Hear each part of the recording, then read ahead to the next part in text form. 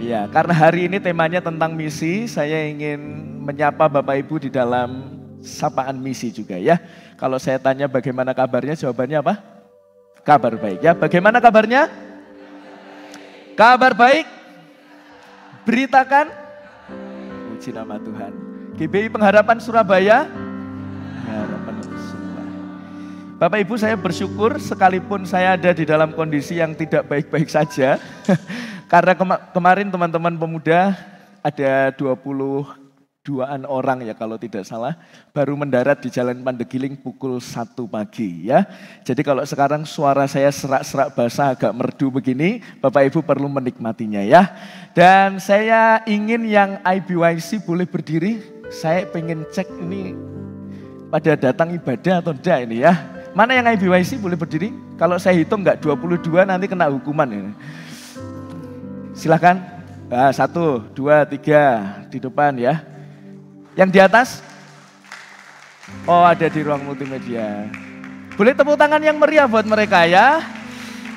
Silahkan duduk kembali ya. Bahkan kemarin ada yang pamitan, Pak rumah saya jauh jam 1 Pak. Boleh enggak tidur pastori? Tidur aja daripada kamu pulang, yang pasti besok enggak akan berangkat gitu ya. Jadi pada tidur pastori dan kemudian hari ini bisa beribadah bersama-sama ya. Bapak Ibu ada sukacita yang luar biasa ketika berkumpul dengan pesertanya 1.500, panitianya saya tanya kepada ketua panitia, 192 panitianya. Jadi ada sekitar 1.750 sekian anak-anak muda, itu belum pendeta, belum ibu pendeta, belum pembina pemuda. Jadi kurang lebih mungkin kalau di total di ruangan Tirtonadi Convention Hall ada 2.000 orang. Mungkin Bapak Ibu yang main sosial media melihat ya anak-anak kita bikin status dan lain sebagainya. Dan saya berharap ini boleh menjadi, kemarin di ibadah penutup dikatakan IBYC itu adalah pit stop. Pit stop itu adalah tempat untuk beristirahat tetapi tidak boleh lama-lama. Namanya pit stop berarti sebentar. Ini untuk recharge dan kemudian aplikasinya adalah di gereja lokal. Karena saya selalu mengingat perkataan ketua departemen kependetaannya yang harusnya teman-teman ingat semua. Bahwa kemenangan sejati itu bukan di IBYC. Kemenangan sejati itu ada di gereja lokal. Jadi api yang sudah dibawa, semangat yang dibawa harusnya itu dikobarkan di gereja lokal ya. Siap ya anak-anak muda? Enggak usah gayang mengantuk begitu ya. Bapak Ibu Saudara yang dikasih oleh Tuhan, kita akan membahas satu tema. Ini adalah tema terakhir di triwulan kedua kita. Saya tidak tahu terasa atau tidak, tetapi yang jelas kita sudah ada di penghujung bulan Juni. Artinya bulan depan bulan Juli. Kita akan masuk kepada kurikulum yang baru. Tetapi biarlah di akhir kurikulum triwulan kedua kita belajar tentang satu tema, tentang misi, tentang bagaimana kita harus menjadi berkat. Kalau minggu lalu kita belajar tentang pola pikir orang-orang masa kini, terutama di daerah perkotaan. Ada yang masih ingat bahasanya apa namanya? Relativisme. Hari ini saya akan membahas tentang suku terabai, siapa yang peduli. Kita akan membaca terlebih dahulu di dalam Kisah Para Rasul, pasal yang ke-8, ayat 26 sampai yang ke-40. Kisah Para Rasul, ayat yang ke-8, pasal yang ke-8, ayatnya yang ke-26, sampai ayat ke-40 kita akan baca silih berganti. Saya akan membaca ayat yang genap, Ibu Bapak akan membaca ayat yang ganjil. Ada di slide LCD. Saya akan memulai ayat 26. Kemudian berkatalah seorang malaikat Tuhan kepada Filipus, katanya, bangunlah dan berangkatlah ke sebelah selatan, menurut jalan yang turun dari Yerusalem ke Gaza, jalan itu jalan yang sunyi.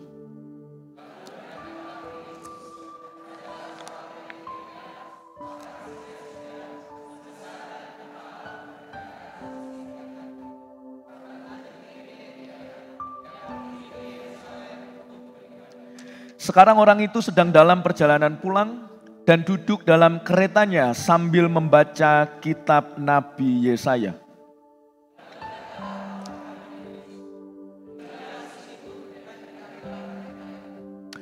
Filipus segera ke situ dan mendengar sida-sida itu sedang membaca, Jawabnya, bagaimanakah aku dapat mengerti kalau tidak ada yang membimbing aku? Lalu ia meminta Filipus naik dan duduk di sampingnya.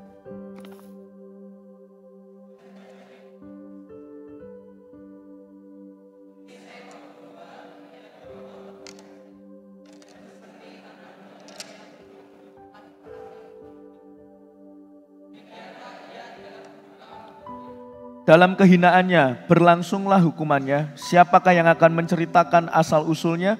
Sebab nyawanya diambil dari bumi.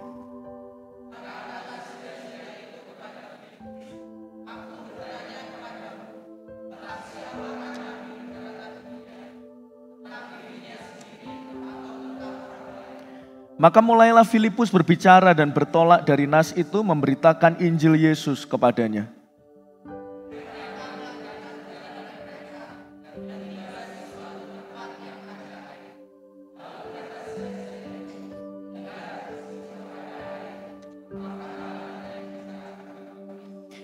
Sahut Filipus, jika Tuhan percaya dengan segenap hati, boleh, jawabnya. Aku percaya bahwa Yesus Kristus adalah anak Allah.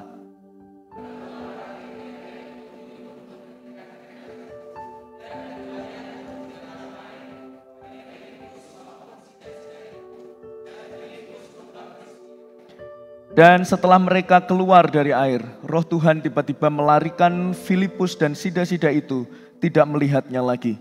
Ia meneruskan perjalanannya dengan sukacita.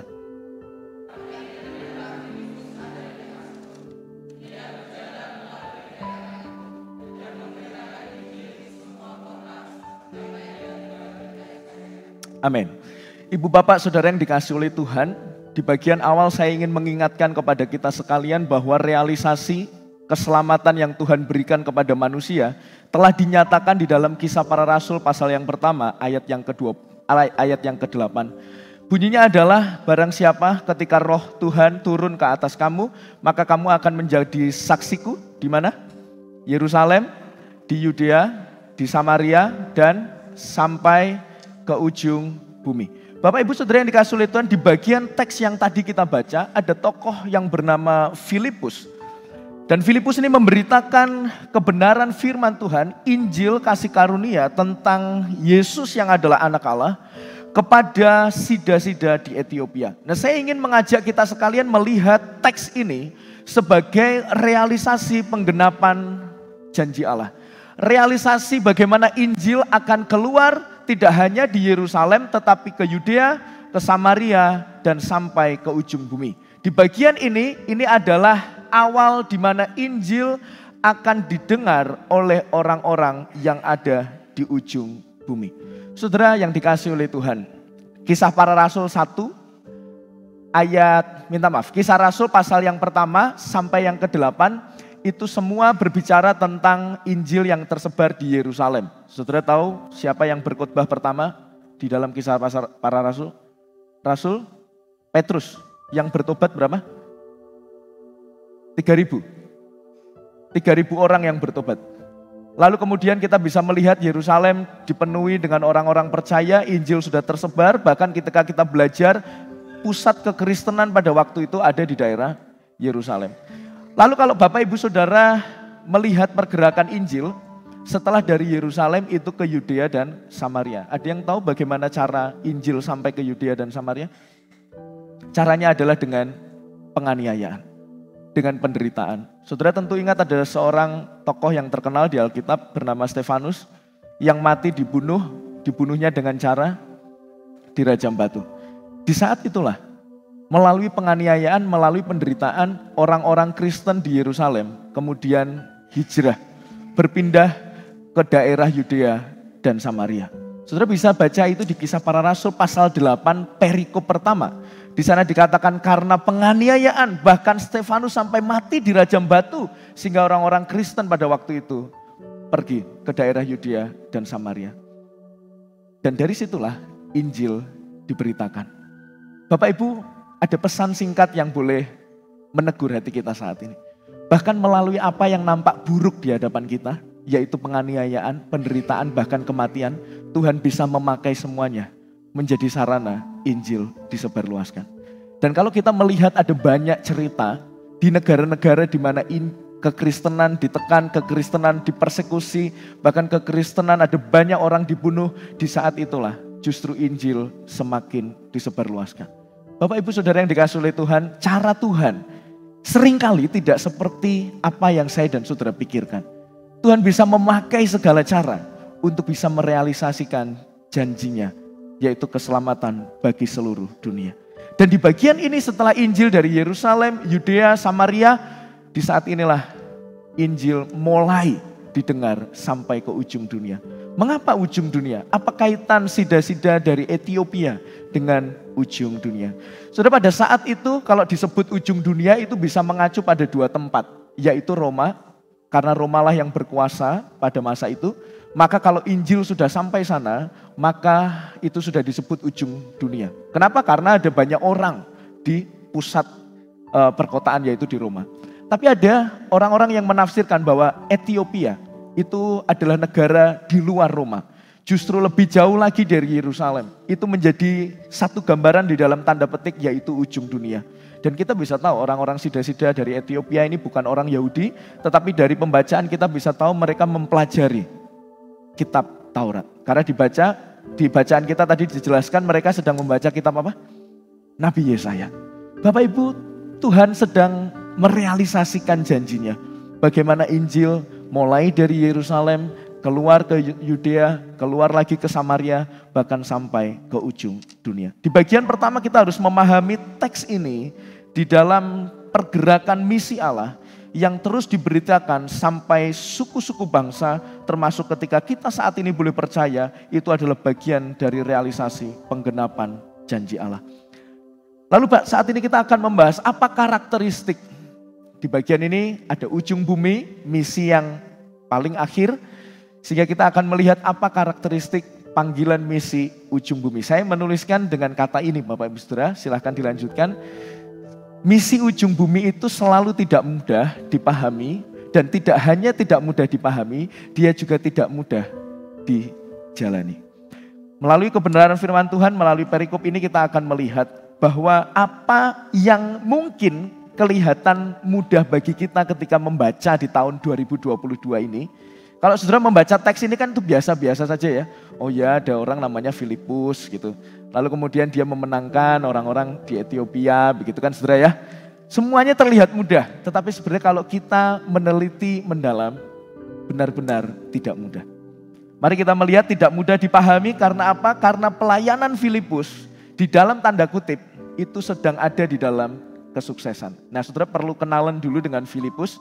Ada yang tahu Filipus siapa? Rasul?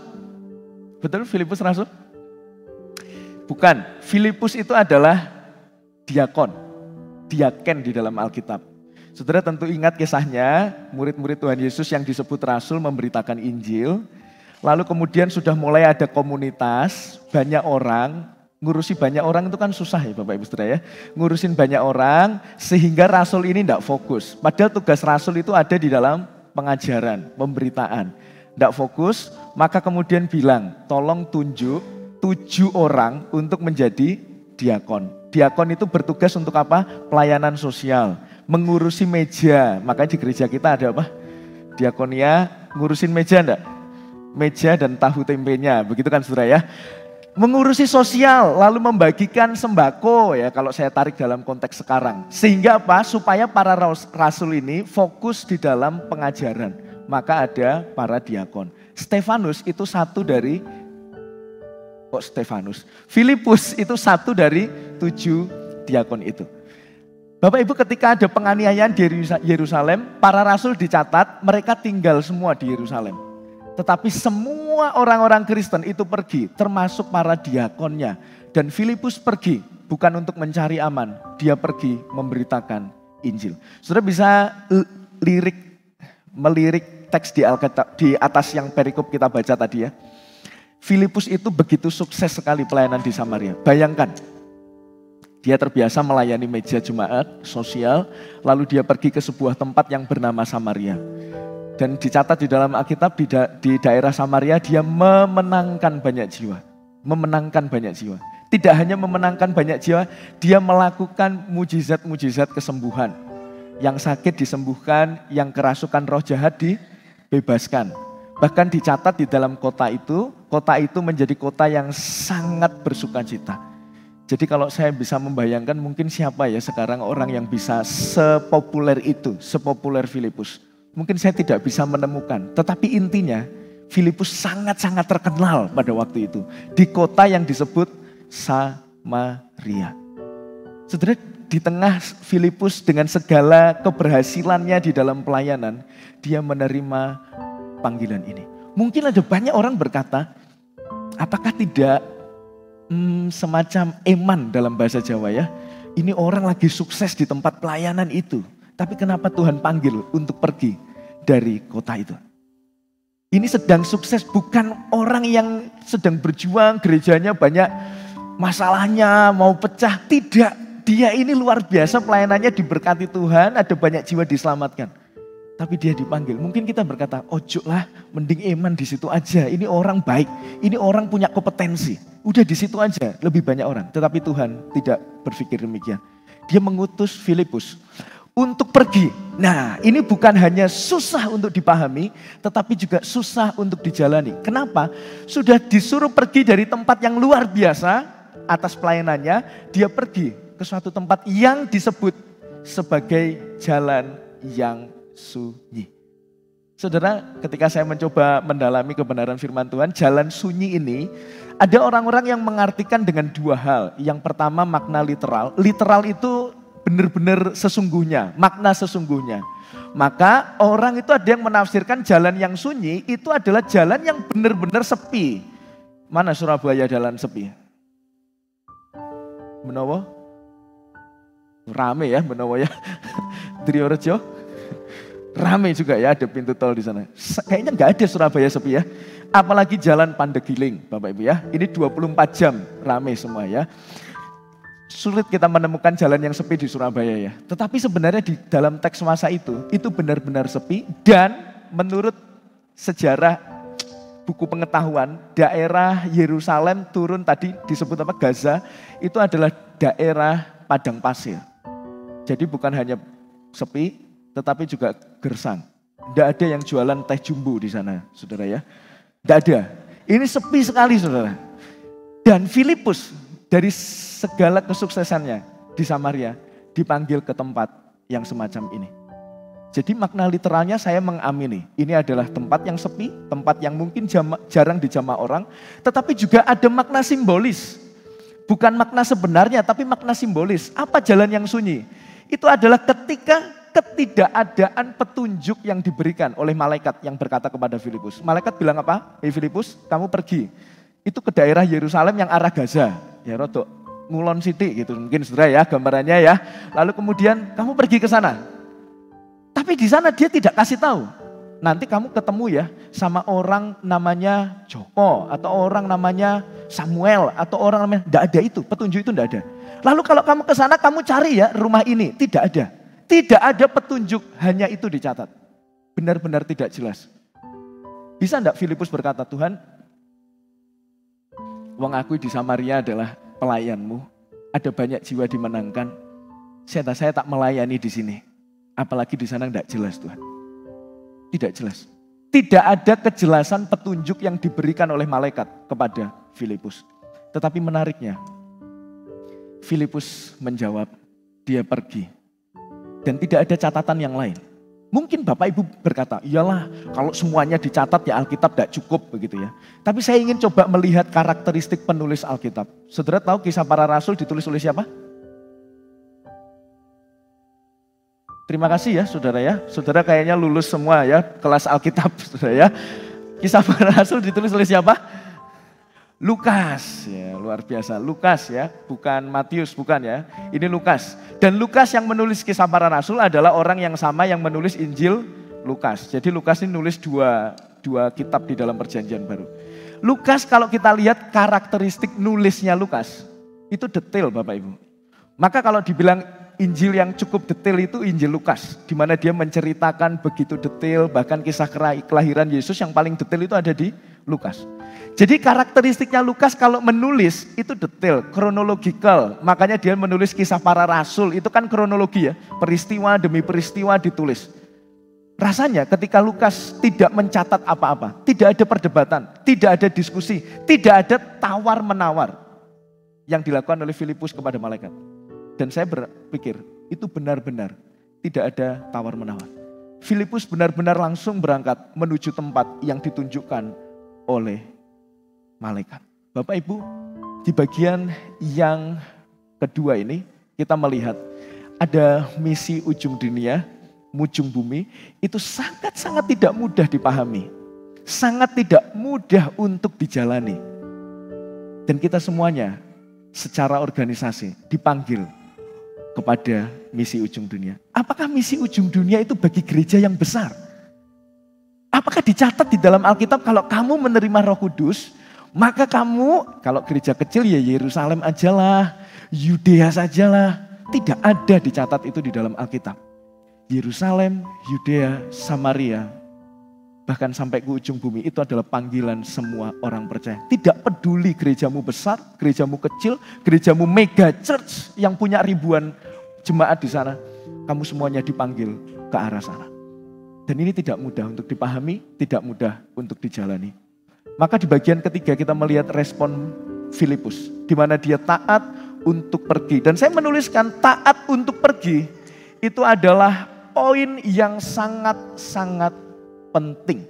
Sekali lagi ya, kemauan untuk taat dan pergi ke tempat itu adalah bagian yang sangat penting. Sekalipun tidak jelas petunjuknya, sekalipun tidak jelas dia harus kemana, sekalipun tidak jelas dia harus bertemu dengan siapa, tetapi keputusan untuk mau pergi, itu adalah satu hal yang sangat-sangat penting.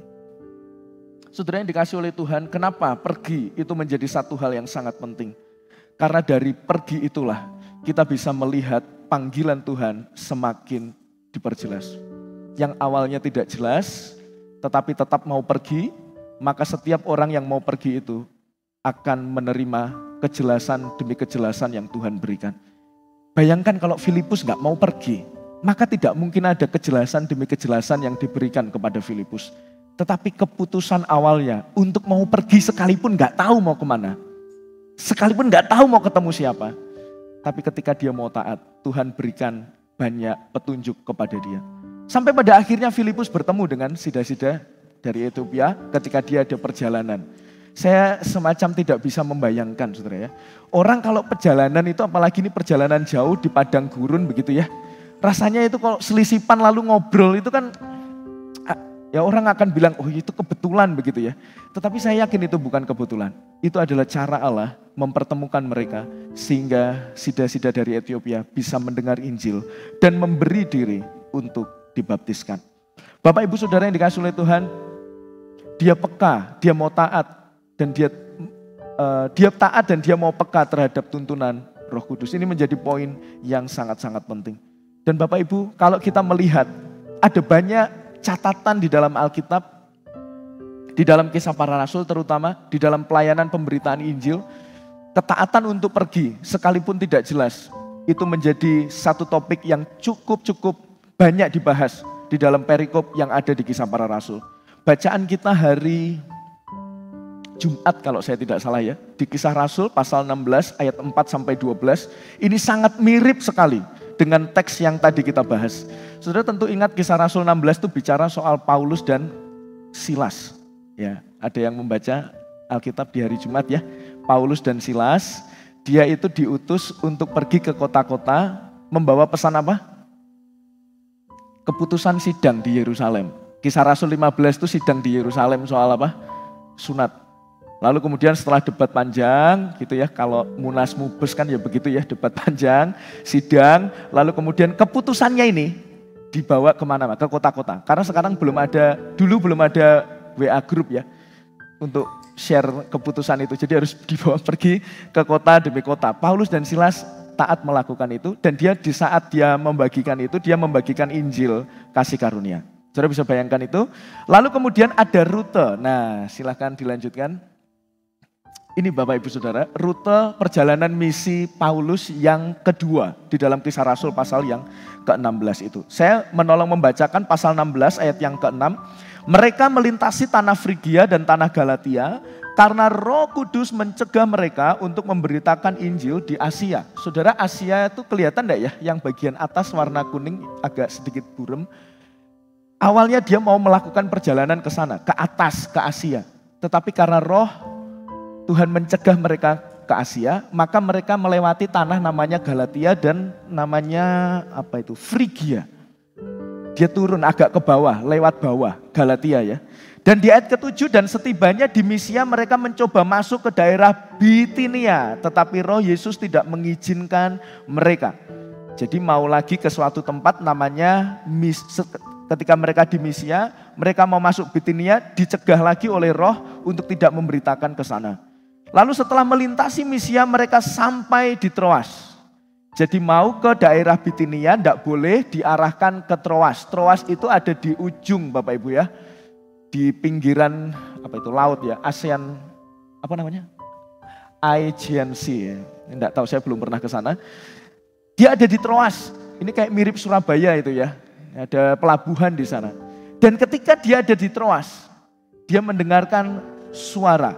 Begini Saudara, pada malam harinya ini di Troas, tampaklah oleh Paulus suatu penglihatan, ada seorang Makedonia berdiri di situ dan berseru kepadanya, katanya, menyeberanglah kemari dan tolonglah kami. Saudara, Troas itu ada yang paling ujung atas ya, kelihatan ya Saudara ya. Lalu kemudian ada menerima penglihatan supaya Paulus itu pergi menyeberang ke daerah Makedonia. Makedonia itu yang kepotong air laut, lalu kemudian mulai dari Neapolis, Filipi, Amipolis, sampai ke Korintus, Kenkrea, itu adalah daerah Makedonia. Jadi Makedonia itu semacam dataran yang banyak kotanya begitu Saudara ya, itu daerah Makedonia. Dan Paulus menerima penglihatan untuk bisa menyeberang ke sana. Dia taat dan peka terhadap pimpinan Roh Kudus, tidak boleh ke sini, oke, saya akan ke sana, oke, dan sampai di Troas, dan di Troas dia menerima penglihatan yang begitu jelas untuk menyeberang. Dan Saudara tahu, ketika Paulus menyeberang taat ke Makedonia, kita akan bisa mengerti ada banyak kota yang dimenangkan oleh Tuhan. Bahkan dari semua kota ada 3 kota yang akhirnya ada suratnya di dalam Alkitab kita. Ada surat apa? Korintus, ada Filipi, ada Tesalonika. Ada suratnya. Dan itu berkat Paulus tunduk kepada Roh Kudus. Tidak boleh ke sini, oke. Geser ke yang lain, tidak boleh ke sini. Oke, geser ke yang lain. Sampai di Troas, di ujung daerah tanah Asia itu ya. Lalu Paulus menerima penglihatan, menyeberanglah. Coba bayangkan kalau Paulus dan Silas itu seperti kita yang seringkali begudul karpe dewe. Terjemahan ada di bawah ini Saudara ya. Kita mungkin tidak akan pernah bisa membaca surat Korintus, tidak membaca surat Filipi, tidak membaca surat Tesalonika. Sekalipun kalau kita percaya kedaulatan Allah, Allah bisa memakai siapapun. Tetapi dari sini kita melihat betapa pentingnya untuk taat dan pergi. Dan ketika mau taat dan pergi, Tuhan akan menunjukkan kejelasan, semakin memperjelas panggilannya untuk kita bisa mengerjakan amanat agungnya. Tapi kalau nggak mau pergi, ya kita nggak akan dipakai oleh Tuhan. Kuncinya ada kemauan kita untuk pergi ke tempat yang tidak jelas. Pergi ke sebuah tempat yang mungkin penuh tanda tanya, kenapa Tuhan izinkan saya ada di tempat ini. Tetapi di saat itulah kita bisa belajar satu hal. Taat itu mendahului kejelasan. Ini kata-kata kunci Bapak Ibu ya. Taat itu mendahului kejelasan. Jadi jangan nunggu jelas dulu semuanya, baru mau pergi. Pak, mau misi, itu gak jelas di sana Pak. Gak usah pergi ke sana. Salah. Kalau Tuhan boleh menaruh visi kita, ada di tempat itu, pergi dulu. Tuhan akan memberikan kejelasan demi kejelasan. Kalau nunggu jelas semuanya, kita nggak akan berangkat. Kita ini nggak mungkin puas kok. Tetap nggak jelas Pak, nggak usah pergi. Nanti kalau diberi kejelasan lagi, tetap nggak jelas Pak, nggak usah pergi. Maka kita perlu untuk pergi memberitakan Injil. Dan itu tidak hanya, kalau minggu lalu di wilayah kita, di perkotaan dengan cara pola pikir relativisme, kita juga dipanggil untuk pergi ke ujung dunia, ke ujung bumi. Dan itu adalah panggilan kita bersama. Ada 2 prinsip yang kita bisa pelajari. Berada di tempat itu menolong memperjelas panggilan. Berada di tempat di mana kita dipanggil, kita nyampe dulu di situ, itu akan menolong memperjelas panggilan kita. Dan yang kedua, kemanapun pimpinan Tuhan, pasti berujung pada pemberitaan Injil. Kemanapun kita diutus, itu akan berujung pada pemberitaan Injil. Paulus dan Silas membuktikan hal itu. Tuhan tidak ingin dia ada di Asia. Tuhan tidak ingin dia ada di Bitinia. Tuhan ingin dia ada di Troas. Tetapi dimanapun tempatnya, Injil lah yang harus diberitakan. Bapak Ibu, ada beberapa kesaksian yang saya ingin sampaikan kepada Ibu Bapak sekalian tentang hal ini. Yang pertama adalah kesaksian dari Pendeta Ardi Wiryadinata, seorang gembala sidang dulu di Gereja Baptis Pertama. Sekarang beliau menjadi presiden dari APBF, Asia Pacific Baptist Mission ya. Pokoknya Asia Pasifik Bapak Ibu Saudara ya. Saya tidak hafal artinya. Beliau memulai pelayanan, Gereja Baptis Pertama itu ingin membuka pelayanan di sebuah tempat bernama Maluku Saudara ya. Sekalipun saya tahu banyak yang belum pernah ke Maluku, tapi Maluku itu katanya sangat-sangat indah sekali. Nah, gereja ini punya visi, Tuhan membawa ke sana. Lalu adalah satu tim mission trip menuju ke Maluku. Dia ada satu kontak di Maluku dan kemudian dia pergi ke sana. Nyampe di Maluku, kontak ini tidak bisa dihubungi.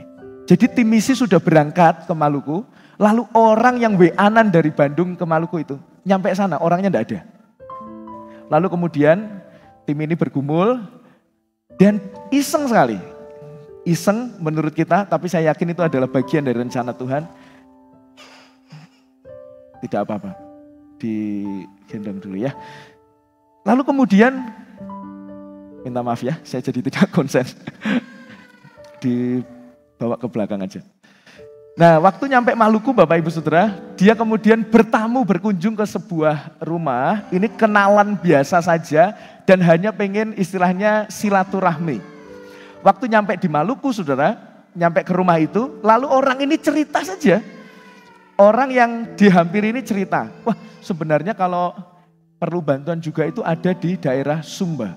Jadi dari Maluku dia bilang Sumba, saya pernah ke sana di Sumba itu ada banyak orang gila. Ada banyak orang gila, ada banyak anak-anak yang tidak bisa sekolah.